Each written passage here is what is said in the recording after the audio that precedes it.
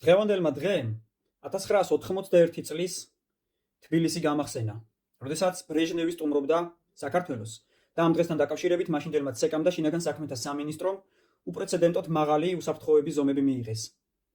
პრევენციის სახით თბილისიდან გაყვანილი იყო ზვიად გამსახურდია და მისი თანამებრძოლები.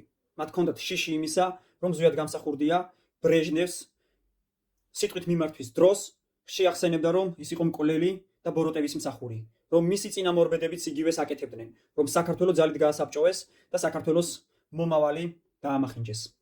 სწორედ ამ დღესთან დაკავშირებით ზვიად გამსახურდია გაყვანილი იყო თბილისიდან და როდესაც ბრეჟნევმა დაასრულა თავისი სიტყვით მიმართვა საზოგადოების წინაშე, აბსოლუტურად ყველა მათგანი გაანთავისუფლეს, ისე რომ მათ არანაირი ჯარიმა ან ციხე არ დაეკისრათ. უბრალოდ ეს იყო საპრევენციო ღონისძიება.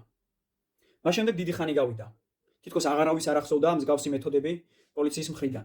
მაგრამ როდესაც გიორგი გახარია მინისტრი გახდა, ზუსტად იგივე მეთოდების დამკვიდრება დაიწყო პოლიციურ სისტემაში. მე კარგად მახსოვს, როგორ ახდენდა იგივე სახით პრევენციას გახარია აქციების წინ, გამოსვლების წინ.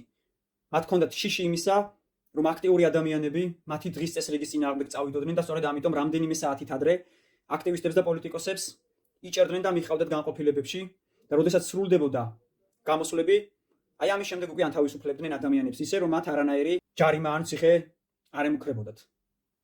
გახარიას განთავისუფლების თუ წასვლის შემდეგ ეს მეთოდი აღარავის არ გამოუყენებია, თუმცა დღეს აი ამ მეთოდის რეალიზება ვნახე ძალიან კარგად. თბილისის ყველა განყოფილების თანამშრომელი დღეს იყო პირველი რესპუბლიკის მოედანზე და რუსთაველის მიმდებარე ტერიტორია გადავსებული იყო პოლიციელებით.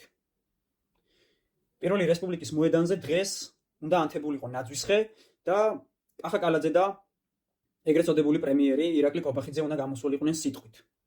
ჯერ როგორი სასაცილოა, რომ პრემიერს მეტი საქმე არ აქვს და ნაძვისხის ასანთებად გამოდის, კაცი, რომელიც მანამდე თურქმენეთში იყო რაღაც გაურკვეველ სამიტზე, სადაც ასევე დიქტატორები იყვნენ შეკრებილი და იქიდან ჩამოსული თურმე პირდაპირ მივიდა ნაძვისხის ასანთებად და იყო შიში იმისა, რომ სამოქალაქო აქტივისტები და პოლიტიკოსები მივიდოდნენ და კობახიძე შეახსენებდნენ, რომ ის არის მკვლელი, ის არის უამრავი ადამიანის მწამებელი, რომ ის არის დიქტატორი და ის იმსახურებს სამუდამო ციხეს. სწორედ ამიტომ პრევენციის სახით ნაძვისხის ანთების ღონისძიების დაწყებამდე რუსთაველის მიმდებარე ტერიტორიაზე დაიწყეს აქტივისტების და ცნობადი სახეების დაკავება და განყოფილებებში გადაყვანა.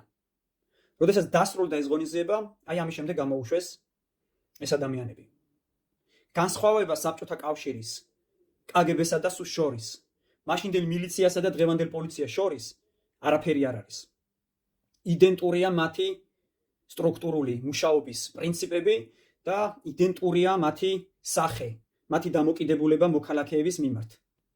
ის რაც საბჭოთა კავშირის პერიოდში იყო და შემდეგ გიორგი გახარიამ აღადგინა, გელა გელაძის ხელმძღვანელობის ქვეშ მოქმედი აბსოლუტურად ყველა პოლიციელი იგივეს აკეთებს.